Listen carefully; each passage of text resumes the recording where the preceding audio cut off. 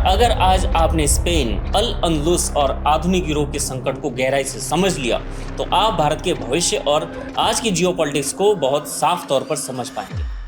इस्लामी देशों में तानाशाही सरकारें किसी भी इस्लामी आंदोलन को बिना ज्यादा राजनीतिक दबाव के कुचल सकती हैं। क्यों? क्योंकि उन पर इस्लामोफोबिया का आरोप लगाने का डर नहीं होता है कि जब तक कोई राज्य मजबूत और वैचारिक रूप से स्पष्ट नहीं होता तब तक देश की सीमाएं और आंतरिक सुरक्षा खतरे में बनी रहती है। और इसलिए हमारे लिए अल अंदलुस के इतिहास को समझना बेहद जरूरी है। इस्लामी कानून में एक बार जब कोई संपत्ति वक्फ या धार्मिक उपयोग के लिए समर्पित हो जाती है तब वह हमेशा के लिए अल्लाह की मिल्कियत या संपत्ति बन जाती है। उसे न तो अब बेचा जा सकता है, न दान किया जा सकता है और न ही उसकी स्थिति बदली जा सकती है।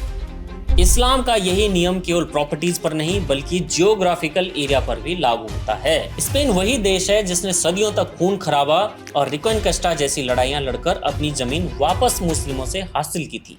उस देश ने इतिहास में हजारों लाशें इसलिए गिरते देखी क्योंकि उसकी सरहदें सुरक्षित नहीं थी। लेकिन आज आधुनिक उदारवाद, मॉडर्न लिबरलिज्म के नाम पर उसी स्पेन ने अपनी बॉर्डर पूरी तरह से खोल दी। आज स्पेन अफ्रीका से होने वाले अवैध इमिग्रेशन का मुख्य एंट्री पॉइंट बन चुका है। भूमध्य सागर और कैनरी द्वीप के रास्ते हर साल हजारों लोग स्पेन में घुस रहे हैं। वहाँ की सरकार इसे सिर्फ एक लॉजिस्टिक या इकोनॉमिक समस्या मानती है, लेकिन असल में ये एक बहुत बड़ा सिविलाइजेशनल रिस्क है कि अगर यूरोप ने इन बदलावों को इग्नोर करना जारी रखा तो शायद उसे बहुत देर से ये एहसास होगा कि इतिहास का नक्शा बदल चुका है और ओपन बॉर्डर्स के जरिए एक बार फिर लौट आया है।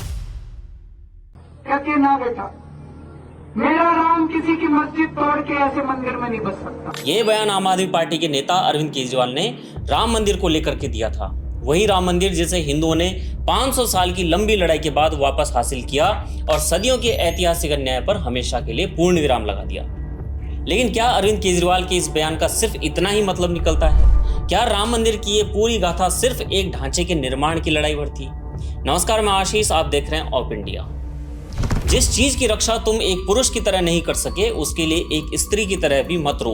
Don't weep like a woman for what you couldn't defend like a man. इसे आप कोई एक रैंडम कोटेशन समझने की भूल बिल्कुल भी न करें, क्योंकि ये एक सिविलाइजेशन के उत्थान और पतन की कहानी है। असल में स्पेन की वीडियो आप लोगों ने देख ही ली होंगी, जिन्हें एलोन मस्क से लेकर के तमाम लोग शेयर कर रहे हैं, जिसमें स्पेन में मचे डेमोग्राफिक क्राइसिस से हर कोई हैरानी में है।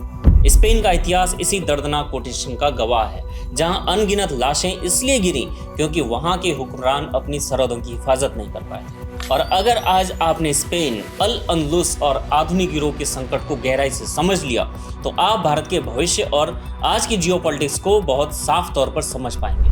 आज जब यूरोप बढ़ते हुए इमिग्रेशन क्राइसिस से जूझ रहा है तब भी वो मध्यकालीन स्पेन की एक ऐसी तस्वीर को सच मानना चाहता है जिसमें अल अंदलुस को अलग अलग धर्मों के पीसफुल कोएग्जिस्टेंस का आदर्श मॉडल और एक रोमानी मिथक बताया जाता है। लेकिन सवाल यह है कि आखिर अल अंदलुस का इतिहास आज भी मॉडर्न जियोपॉलिटिक्स को क्यों प्रभावित करता है, कैसे इफेक्ट करता है? इसका जवाब यह है कि आधुनिक नेता सेकुलरिज्म की आदर्शवादी दुनिया में जीते हैं। वो पॉलिटिकल थियोलॉजी यानी राजनीतिक धर्मशास्त्र के उन बुनियादी नियमों को नहीं समझ पाते। ये नियम जमीन, सत्ता और मजहब को एक ही मानते हैं। वही इतिहास उन देशों के लिए एक बड़ा सबक है जो आज अपनी संस्कृति बचाने के लिए संघर्ष कर रहे हैं। इस पूरी परिपाटी को समझने के लिए सबसे पहले हमें एक बुनियादी हकीकत को समझना होगा।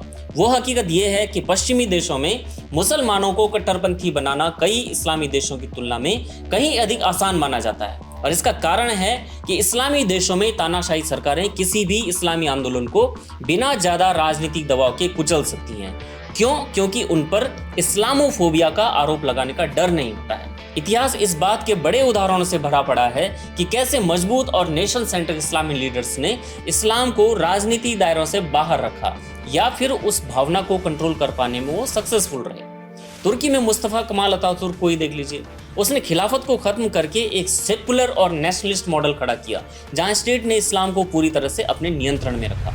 ऐसे ही मिस्र में जमात अब्दुल नासिर ने मुस्लिम ब्रदरहुड जैसे कट्टर संगठनों को टाइट करके रखा था। यहाँ तक कि लीबिया में गद्दाफी ने भी एक हद तक यही किया।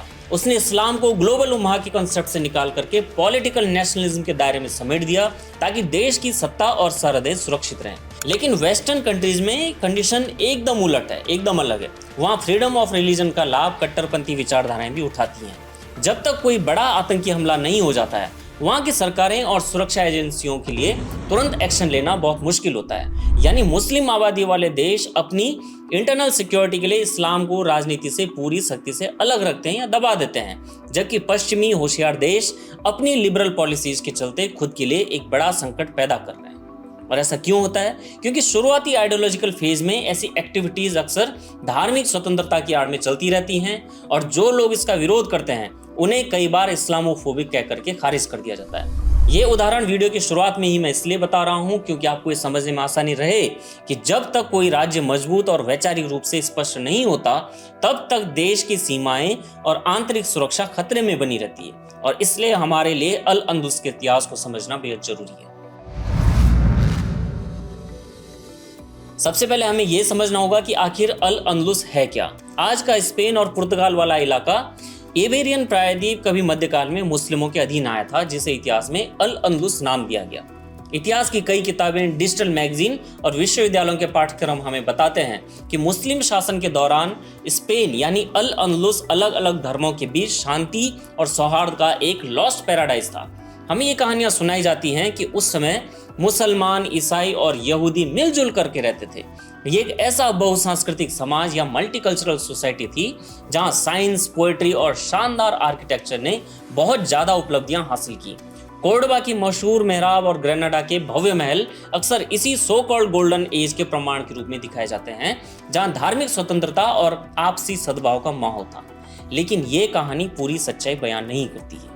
कविता, कला और वास्तुकला की चमक के पीछे एक ऐसा शासन भी था जो सैन्य विजय यानी मिलिट्री कॉन्क्वेस्ट और कठोर नियंत्रण पर आधारित था। अल अंदलुस में रहने वाले गैर मुस्लिमों को मुस्लिमों के बराबर अधिकार नहीं मिले थे। उन्हें धिम्मी का दर्जा दिया गया था, जिसका सीधा मतलब था कि वे दूसरे दर्जे के नागरिक हैं और सेकंड क्लास सिटीजन्स माने जाते थे। उन्हें जजिया नाम का स्पेशल टैक्स देना पड़ता था। उन पर कई तरह की कानूनी पाबंदियां थी और यदि वे शासकों द्वारा तय किए नियमों का उल्लंघन करते तो उन्हें कठोर दंड या हिंसा का सामना करना पड़ता था। दूसरे शब्दों में कहें तो अल अंदलुस की शांति बराबरी की शांति नहीं थी। वो विजित लोगों की, कन्कर्ड लोगों की वो शांति थी जो विजेताओं के शासन के अधीन रहने को मजबूर थे। फिर भी ये रूमानी मिथक आज तक जीवित है। इसकी एक बड़ी वजह यह है कि आधुनिक वेस्टर्न लीडर्स एक मुगालते में जीना चाहते हैं। वे ये मानना चाहते हैं कि हर सांस्कृतिक संघर्ष या कल्चरल कॉन्फ्लिक्ट को बातचीत, व्यापार और वेलफेयर स्कीम्स के जरिए आसानी से सुलझाया जा सकता है। यहीं से असली समस्या शुरू होती है, क्योंकि यही उनकी सबसे बड़ी भूल भी है। यदि समाज वास्तविक इतिहास और आइडियोलॉजिकल कॉन्फ्लिक्ट्स को समझने से बचता है तो वो वर्तमान चुनौतियों का कभी सही आकलन कर ही नहीं पाएगा। 21वीं सदी के बड़े वैश्विक संघर्षों को समझने के लिए एक कठिन सच का सामना करना ही होगा, और वो सच ये है कि अगर आप इस्लाम के राजनीतिक और धार्मिक सिद्धांतों को सही तरह से नहीं समझते तो आप दुनिया के बड़े ग्लोबल कॉन्फ्लिक्ट्स को कभी समझ ही नहीं पाएंगे। इस्लामिक थियोलॉजी में जमीन सत्ता को लेकर कुछ ऐसे स्पष्ट नियम हैं, ऐसे कड़े कानून हैं जो मॉडर्न सेकुलरिज्म सोच के बिल्कुल अलग हैं। जहां क्रिश्चियन ट्रेडिशंस में चर्च और राज्य को अलग रखने की बात कही गई है, जैसा कि आपने सुना ही होगा कि जो सीजर का है वो सीजर को दो। वहीं मुस्लिमों के इतिहास और धर्मशास्त्र में धर्म, जमीन और शासन कभी अलग नहीं रहे। वो एक ही परिधि में पढ़ते हैं, एक ही वेन डायग्राम में पढ़ते हैं। इतिहास में इस्लाम का विस्तार केवल धर्म के प्रसार तक सीमित नहीं रहा, इसके साथ साथ वो राज्य की शक्ति और मिलिट्री कंट्रोल भी लगातार बढ़ाते गए। क्लासिकल इस्लामिक लॉ के अनुसार आप देखें तो जब कोई इलाका एक बार मुस्लिम शासन के अधीन आ जाता है तो उसकी धार्मिक स्थिति हमेशा के लिए बदल जाती है। वो जमीन अब सिर्फ ऐसी प्रॉपर्टी नहीं मानी जाती जिसे खरीदा, बेचा या किसी शांति समझौते से छोड़ दिया जाए। उसे अब ईश्वर का आदेश या डिवाइन कमांड से मिली एक पवित्र संपत्ति माना जाता है। मुस्लिमों की सोच का सबसे बेहतरीन और आधुनिक उदाहरण हमारे सामने वक्फ सिस्टम के रूप में मौजूद है। इस्लामी कानून में एक बार जब कोई संपत्ति वक्फ या धार्मिक उपयोग के लिए समर्पित हो जाती है तब वह हमेशा के लिए अल्लाह की मिल्कियत या संपत्ति बन जाती है। उसे न तो अब बेचा जा सकता है, न दान किया जा सकता है और न ही उसकी स्थिति बदली जा सकती है। इस्लाम का यही नियम केवल प्रॉपर्टीज पर नहीं बल्कि जियोग्राफिकल एरिया पर भी लागू होता है।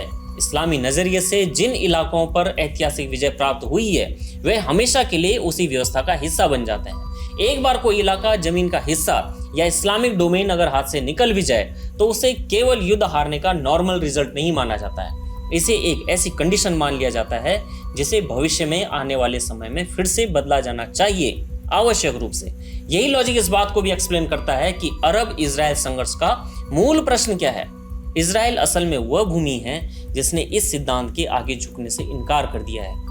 अगर अरब इजराइल संघर्ष को सबसे आसान तरीके से समझना हो तो मिस्र, अफगानिस्तान और पाकिस्तान जैसे देशों में ईसाई लड़कियों के अपहरण और फोर्स इस्लामिक कन्वर्जन के मामलों को देखिए। यह आपने देखा होगा कि एक बार किसी गैर मुस्लिम का इस्लामी धर्म परिवर्तन हो जाने के बाद वो न तो दोबारा ईसाई धर्म अपना सकती है और न ही किसी गैर मुस्लिम से विवाह कर सकती है। और मुस्लिमों का यही विचार, इस्लाम का यही नियम सिर्फ इंसानों पर नहीं बल्कि जमीनों पर भी अप्लाई होता है। यानी जैसा कि मैंने इस्लामिक डोमेन वाली जमीन को लेकर बताया कि जिन ईसाई इलाकों पर ऐतिहासिक विजय प्राप्त हुई वे उसी तरह इस्लाम का हिस्सा बन गए जैसे कोई व्यक्ति धर्म परिवर्तन के बाद करता है। इसमें अब वापस लौटने का कोई रास्ता नहीं है। और अब अगर उस जमीन के मूल निवासी, उसके जिनके पास प्रॉपर्टी के राइट्स हैं, वो उसे वापस लाने की कोशिश करें तो उस आइडिया को ही रिजेक्ट कर दिया जाता है, उस विचार को ही शत्रु घोषित कर दिया जाता है। और सबसे प्रैक्टिकल एग्जाम्पल आज के समय में इसका इजराइल की जमीन है जिसने हमेशा के लिए कब्जे में रहने से इनकार कर दिया है। इसी सोच को समझने के बाद स्पेन यानी अल अंदलुस की कहानी भी एक बिल्कुल अलग नजरिए से दिखाई देती है। ठीक इसी तरह से जैसे 1492 में ग्रेनाडा के पतन को इस्लामी इतिहास में कभी हार नहीं बल्कि एक टेम्परेरी पॉज माना गया, यानी एक ऐसा घाव जो समय के साथ फिर से भरने या पलटने की प्रतीक्षा कर रहा है, जिसका मतलब है कि जो जमीन एक बार हाथ से निकल गई उसे भविष्य में फिर से वापस पाना ही मुस्लिमों का अंतिम लक्ष्य होता है। ग्रेनाडा असल में स्पेन में मुस्लिमों का आखिरी और सबसे मजबूत किला था। जब 1492 में स्पेन की ईसाई ताकतों ने ग्रेनाडा को जीत लिया तो वहां इस्लामी शासन पूरी तरह समाप्त हो गया और स्पेन फिर से पूरी तरह ईसाई नियंत्रण में आ गया था। यही वजह है कि इस्लामी दुनिया में हिस्टोरिकल मेमोरी का दायरा पश्चिमी देशों की तुलना में कहीं अधिक लंबा होता है। जहां यूरोप मध्यकाल को एक बीता हुआ और बंद अध्याय मानता है, वही दुनिया के कई मुस्लिम बहुल हिस्सों में अल अंदलुस आज भी केवल इतिहास की जगह एक खोई हुई विरासत के रूप में याद किया जाता है। मुस्लिम ये नहीं मानते हैं कि ये बीत चुका अध्याय है, वो ये मानते हैं कि इसे तो अभी रिज्यूम किया जाना बाकी है। इस जियोपॉलिटिक्स और सिविलाइजेशनल स्टेटस को समझने के लिए स्पेन के नियंत्रण वाले स्यूटा के उदाहरण को भी देखना होगा। नॉर्थ अफ्रीका के तट पर बसा ये छोटा सा शहर देखने में भले ही अफ्रीका का हिस्सा लगता हो, लेकिन इसका इतिहास बहुत कॉम्प्लेक्स है। 7वीं शताब्दी में हुई अरब विजय से पहले नॉर्थ अफ्रीका ईसाई सभ्यता का एक प्रमुख केंद्र था और यही इलाका यूरोप में ईसाई धर्म के प्रसार का मेन रास्ता भी था। साल 1415 में पुर्तगाल और बाद में स्पेन ने इस पर अधिकार किया।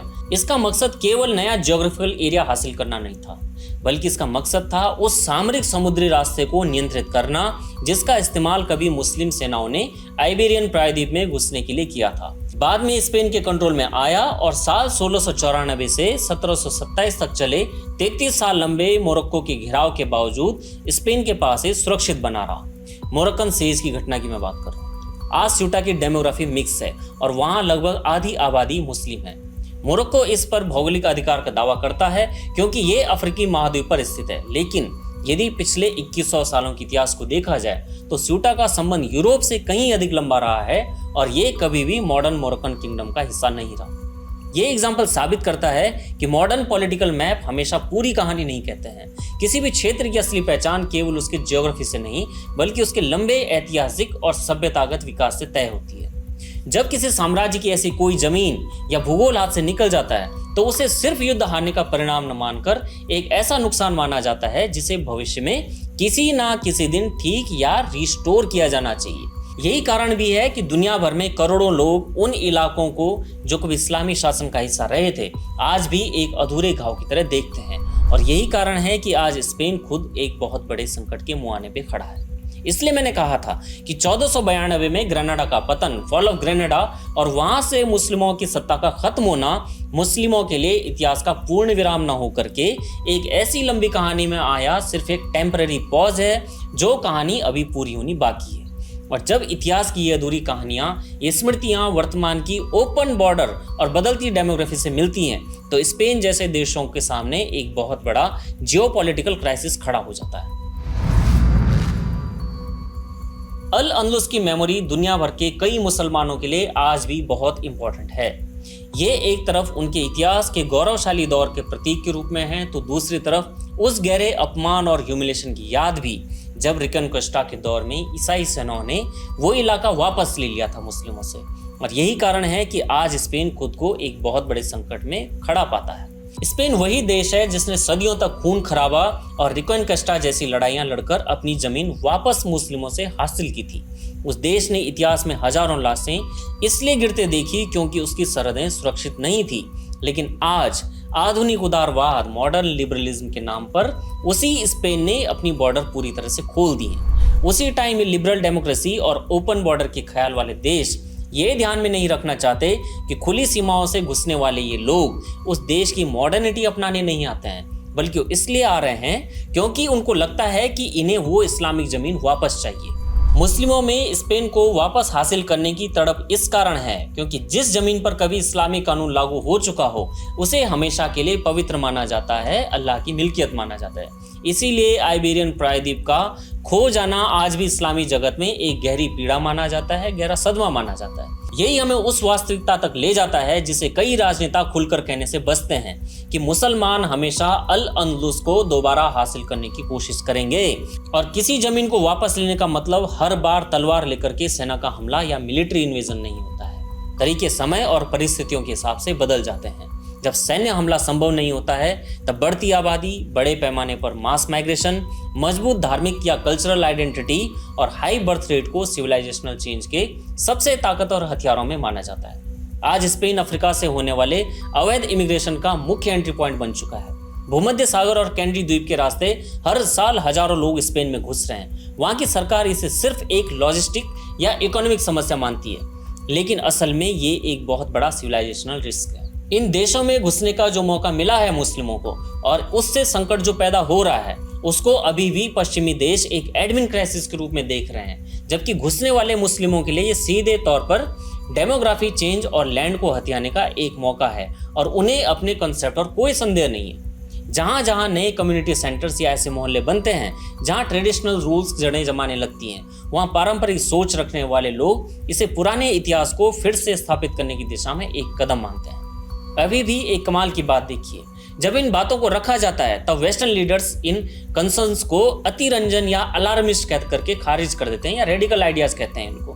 इन्हें बड़ा चढ़ा करके दिखाया जा रहा है, वो ऐसा कहते हैं। लिबरल डेमोक्रेसी ये मानती है कि इंसान सिर्फ अपने इकोनॉमिक इंटरेस्ट से प्रेरित होता है, मोटिवेट होता है, यानी अच्छी नौकरी, फ्री हेल्थ केयर और सुविधाएं मिल जाने पर वो अपनी पुरानी पहचान और मजहबी लॉयल्टी को भूल जाएगा। लेकिन ये एक खतरनाक भ्रम है। संस्कृति सिर्फ खान पान या पहनावे का नाम नहीं है, ये जीवन और सत्ता को देखने का एक पूरा नजरिया है। अल अंदलुस की हिस्टोरिकल बॉर्डर से जुड़ा ये इमोशनल कनेक्ट रिलीजियस नेटवर्क्स के जरिए जनरेशन से जनरेशन तक पहुंचता रहा और यूरोप में रहने वाले समुदायों को सीधे नॉर्थ अफ्रीका और मिडिल ईस्ट से जोड़ता रहा। मुस्लिमों के हिस्टोरिकल एमिशन और मॉडर्न यूरोप की सोच के बीच टकराव आज सबसे साफ तौर पर आइबेरियन प्रायद्वीप में ही देखा जाता है। ऑफिशियल डेटा कहता है कि स्पेन में उन लोगों की जनसंख्या तेजी से बढ़ रही है जो विदेश में पैदा हुए थे।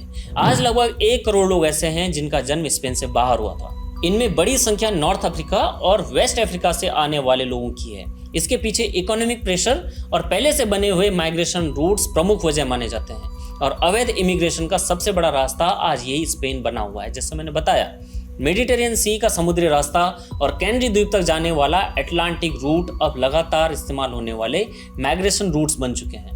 हर साल हजारों लोग इन रास्तों से स्पेन पहुंचते हैं। कैनरी द्वीप में हालात ऐसे हो गए हैं कि वहां बने राहत शिविर अपनी कैपेसिटी से कहीं ज्यादा लोगों का बोझ उठा रहे हैं। लेकिन ये सिर्फ लोकल गवर्नमेंट के लिए एक लॉजिस्टिक की समस्या नहीं है, ये एक बड़ा कल्चरल और हिस्टोरिक मोड़ है। जब लाखों मुस्लिम किसी ऐसे देश में आते हैं जिनकी ऐतिहासिक सोच, हिस्टोरिकल वर्ल्ड व्यू उस जमीन को अलग नजरिए से देखती है, तो उसका समाज में घुलना मिलना यानी उसका इंटीग्रेशन आसान नहीं होता है। जब दो अलग अलग सभ्यतागत व्यवस्थाएं, सिविलाइजेशनल सिस्टम्स एक ही जगह पर साथ रहने की कोशिश करते हैं तो उनके बीच में परमानेंट टेंशन पैदा होती है। स्पेन में आज ईसाई धर्म के बीच मुस्लिम फिर वापसी करने की कोशिश कर रहे हैं और लिबरल्स इस अनोखे इंटीग्रेशन को लेकर के होपफुल भी हैं, लेकिन यही तनाव आगे चल करके पॉलिटिकल और कल्चरल क्राइसिस को जन्म देते हैं। सिर्फ गुड इंटेंशंस या वेलफेयर बेनिफिट्स दे करके दो बिल्कुल अलग सभ्यतागत व्यवस्थाओं को शांतिपूर्वक एक नहीं किया जा सकता है। एक तरफ दुनिया को मुस्लिम या काफिर के सांचे में देखने वाले इस्लामी व्यवस्था चाहती है कि समाज उसके लॉज और वैल्यूज के अनुसार चले, जबकि दूसरी तरफ कोई डेमोक्रेटिक व्यवस्था या लिबरल डेमोक्रेसी टॉलरेंस और ओपन माइंडेडनेस पर आधारित होती है। जब ये दोनों सोच एक ही समाज में साथ आती हैं तो उनके बीच टकराव होते हैं, फ्रैक्शंस होते हैं, सोशल डाइवर्जन होते हैं और पब्लिक सेफ्टी से जुड़ी चुनौतियां बढ़ने लगती हैं। आज स्पेन और पूरे यूरोप में जो राजनीतिक समस्याएं दिखाई दे रही हैं, उनकी एक बड़ी वजह यह है कि कुछ लोग बेसिक ह्यूमन रियलिटीज को स्वीकार करने से बचते हैं। लिबरल डेमोक्रेसी इस्लाम के जमीन और प्रॉपर्टी के कंसेप्ट को समझने से बचना चाहता है। बेहतर जीवन, free health care, free speech और अच्छी सुविधाएं मुस्लिम को उसकी अपनी पुरानी पहचान और मजहब की सिखाई गई बातों से हटकर सोचने की परमिशन नहीं देगा। जैसा कि मैंने बताया भी कि कल्चर केवल खान पान या पहनावे का नाम नहीं है, ये लाइफ, एथिक्स, पावर और सच को देखने का पूरा नजरिया है। इसलिए जब कोई देश ऐसे समाजों से लाखों लोगों को अपने यहाँ बसने देता है जिनकी संस्कृति एक पॉलिटिकल रिलीजियस सिस्टम से गहराई से जुड़ी हुई है, तो वो केवल लोगों को नहीं बल्कि उस व्यवस्था से जुड़े कॉन्फ्लिक्ट्स को भी अपने साथ लेकर आता है। स्पेन के बड़े शहरों के बाहरी इलाकों, सबअर्ब्स, कैटलोनिया और अंदालूसिया में इसके संकेत पहले से दिखाई देने लगे हैं। इन रेड फ्लैग्स में पैरेलल कम्युनिटीज हो गया, फ्री स्पीच पर बढ़ते दबाव हो गए और सिक्योरिटी से जुड़ी चिंताएं ये देखनी बहुत जरूरी है। यूरोप के कई पॉलिटिशियन ये मानते हैं कि टाइम अपने आप सभी कल्चरल डिफरेंसेस को खत्म कर देगा। यूरोप के नेताओं को लगता है कि सरकारी मदद से विदेशी लोग वहां की पुरानी राष्ट्रीय पहचान अपना लेंगे। ये उनकी बहुत बड़ी भूल है, क्योंकि इतिहास और अपनी जड़ों की याददाश्त बहुत लंबी होती है। जो देश अपने पास्ट स्ट्रगल को भूल जाते हैं, अपनी बॉर्डर्स पूरी तरह खोल देते हैं और अपनी सिविलाइजेशनल आइडेंटिटी खो देते हैं, वे वैसे ही नहीं रहते जैसे पहले थे, वे पूरी तरह से बदल जाते हैं। इमिग्रेशन के सरकारी आंकड़ों को केवल इकोनॉमिक डेटा समझना गलती होगी। ये आंकड़े समाज में धीरे धीरे हो रहे डेमोग्राफिक शिफ्ट की कहानी भी बताते हैं। ध्यान रखने की बात और जो सबक याद रखा जाना चाहिए वो ये है कि अगर यूरोप ने इन बदलावों को इग्नोर करना जारी रखा तो शायद उसे बहुत देर से ये एहसास होगा कि इतिहास का नक्शा बदल चुका है और अल अंदलुस का भूत अब बदलती आबादी और ओपन बॉर्डर्स के जरिए एक बार फिर लौट आया है। जब पश्चिमी यूरोप अपनी बदलती डेमोग्राफी को समझने की कोशिश कर रहा है, तब एक ऐसा देश है जिसने इन परिस्थितियों का सामना सदियों पहले किया था, और वो देश है भारत। भारत का इतिहास अनोखा है। हमने उन आइडियोलॉजिकल और जियोपॉलिटिकल शक्तियों का सदियों तक सीधा अनुभव किया है जिन्होंने कभी स्पेन के इतिहास को बनाने में भी भागीदारी रखी है। पश्चिमी यूरोप जहां आज पहली बार ऐसे कल्चरल क्लैशेस का सामना कर रहा है, वहीं भारत पिछले 1000 सालों से अल अंदलुस जैसी विजयों और उनके प्रभावों को झेल चुका है। इंडियन सबकॉन्टिनेंट पर हुए हमलों, मंदिरों का विध्वंस, गैर मुस्लिमों पर लगाया गया जजिया और 1947 का विभाजन, ये सभी एक ऐसे लंबे इतिहास का हिस्सा हैं जिन्हें आधुनिक ऐतिहासिक व्याख्याएं मिटा नहीं सकती। अल अंदलुस भारत को एक साफ और महत्वपूर्ण सबक देता है, वो ये उम्मीद करना कि दो बिल्कुल अलग और विरोधी विचारधाराएं बिना किसी आपसी सम्मान या शर्त के हमेशा शांति के साथ रह सकती हैं, ये खतरनाक कमजोरी है। अगर कोई राजनीतिक धार्मिक व्यवस्था सत्ता को हमेशा के लिए स्थापित करने और किसी हार को केवल टेम्परेरी सेटबैक मानकर देखती है, तो फिर डेमोग्राफिक चेंजेस और इलीगल बॉर्डर क्रॉसिंग जैसी चीजें केवल सोशल इश्यूज नहीं रह जाती हैं, वे राष्ट्र के अस्तित्व से जुड़ी चुनौती बन जाती हैं। जिस तरह से मध्यकालीन इतिहास में यूरोप का प्रायद्वीप कभी इस्लामी खिलाफत का हिस्सा बना था और उसे दोबारा हासिल करना आज भी एक अधूरा सपना माना जाता है, ठीक वैसे ही गजवाए हिंद का विचार भी इसी सोच का दक्षिण एशियाई रूप है। ये विचार ये मानता है कि जिस जमीन पर एक बार इस्लामी शासन आ चुका हो, वो हमेशा के लिए उनकी संपत्ति बन जाती है। अगर जब बाबरी मस्जिद रहेगी तो हिंदुओं पर जो कलंक हमें अपनी गुलामी याद दिलाता रहेगा। चाहे रास्ते और तरीके बदल जाएं, लेकिन इतिहास की ये जिद आधुनिक देशों की सीमाओं और उनकी आज की आबादी के लिए एक बहुत बड़ा और गंभीर खतरा बनी हुई है। आज भारत के सामने भी कई गंभीर चुनौतियां हैं। इसमें खुली या कमजोर सीमाओं से होने वाला इलीगल माइग्रेशन, सेंसिटिव एरियाज में जानबूझ करके जनसंख्या संतुलन बदलने की कोशिशें और अलग अलग कानूनी व्यवस्थाओं की मांग जैसे मुद्दे शामिल हैं। भारत को अपनी सांस्कृतिक संप्रभुता की रक्षा करनी है तो हमें साफ विजन, सुरक्षित सीमाओं, मजबूत कानूनों और ऐसी विचारधाराओं के प्रति जीरो टॉलरेंस की नीति अपनानी होगी जो टॉलरेंस को देश की कमजोरी समझने की भूल ना करे। लापरवाही किसी भी प्राचीन सभ्यता के लिए एक ऐसी लग्जरी है जिसका भार वो कभी भी नहीं उठा सकती है। इतिहास उन्हीं का साथ देता है जो इतिहास को याद रखते हैं, और जो राष्ट्र अपने अतीत को भूल जाते हैं उन्हें इतिहास के सबसे कठिन सबक दोबारा सीखने पड़ते हैं। और इसलिए अरविंद केजरीवाल और उनकी नानी दोनों को ये सबक याद रखने की जरूरत है कि मंदिर तो बेटा वहीं बना जहां रामलला विराजमान थे। मैं आशीष नौटियाल, आप देख रहे हैं ऑप इंडिया। चैनल को सब्सक्राइब करना बिल्कुल ना भूलें और वीडियो को लाइक करें, शेयर करें और कमेंट भी करके बताएं कि आपको वीडियो कैसा लगा। धन्यवाद।